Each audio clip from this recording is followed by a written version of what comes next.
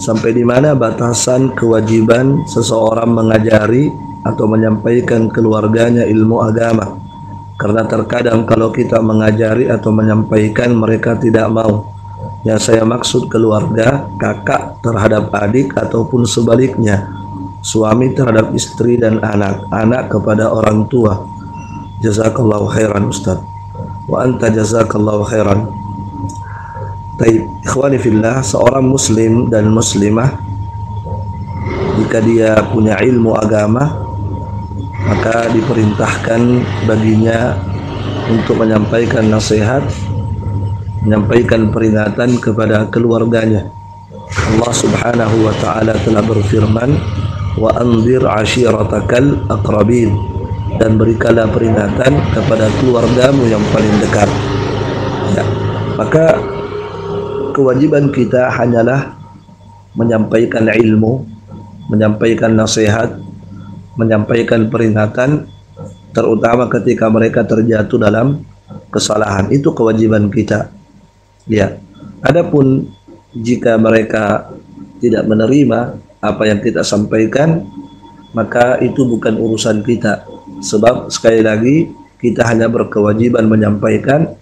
Soal menerima atau tidak itu kembali kepada Allah Subhanahu wa taala.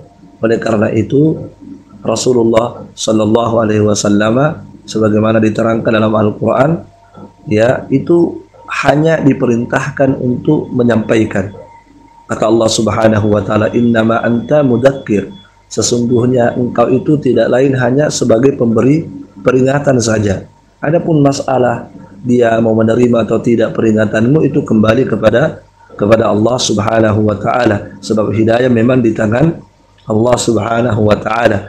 Kata Allah Subhanahu wa taala, "Innaka la tahdi man ahbabta walakinnallaha yahdi man yasha." Sesungguhnya engkau tidak bisa memberi hidayah kepada siapapun yang kamu inginkan, termasuk kepada orang yang kamu cintai, kata Allah Subhanahu wa taala. Ya, dan ini ayat Allah tujukan kepada Rasulullah sallallahu alaihi wasallam. Kata Allah, sesungguhnya engkau wahai Muhammad tidak bisa memberi hidayah kepada siapapun yang kamu cintai. Walakinnallaha yahdi man yasha.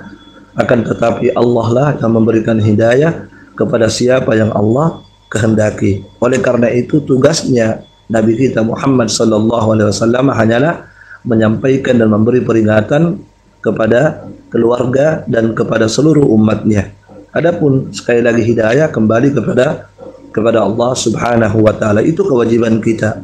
Nah, kalau kita sudah menyampaikan ya dengan cara yang baik, dengan cara yang hikmah, lengkap dengan dalil-dalilnya, kemudian mereka menerima, walhamdulillah. Tetapi kalau mereka tidak menerima, ya itu bukan urusan kita dan kewajiban kita telah selesai. Oleh karena itu Nabi Shallallahu Alaihi Wasallam juga pernah bersabda terkait dengan menasihati kesalahan penguasa, menasihati kekeliruan penguasa. Kata Nabi, "Man arada ayyan sahali sultan fala yubdih alaniyah." Barang siapa yang ingin memberikan nasihat terhadap penguasa yang keliru, penguasa yang salah, maka janganlah dia menasihatinya dengan terang-terangan.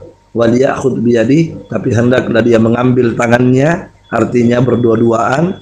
Ya, fa in sami'a minhu fadaka, kalau dia penguasa tersebut mendengarkan nasihatnya, maka walhamdulillah, itulah yang diinginkan. Wa illa, tetapi seandainya dia sudah menasihatinya dengan baik, tapi penguasa tersebut tidak menerima nasihatnya, tidak menerima peringatannya, atau bahkan menolaknya, maka apa kata Nabi? Kana qad adda alladhi ma'alai, maka sungguh dia telah menunaikan kewajibannya, sudah lepas tanggung jawabnya di hadapan Allah Subhanahu wa taala. Maka tentunya kalau kita sudah memberikan nasihat, peringatan kepadanya dengan cara yang terbaik, kemudian Allah belum memberikan hidayah kepada mereka, maka masih ada satu senjata kita yang paling ampuh, yaitu kita mengangkat kedua tangan kita, mendoakan keluarga kita, semoga Allah memberikan hidayah kepadanya. Sebab sekali lagi hidayah itu hanya di tangan Allah Subhanahu wa ta'ala. Wallahu a'lam bissawab.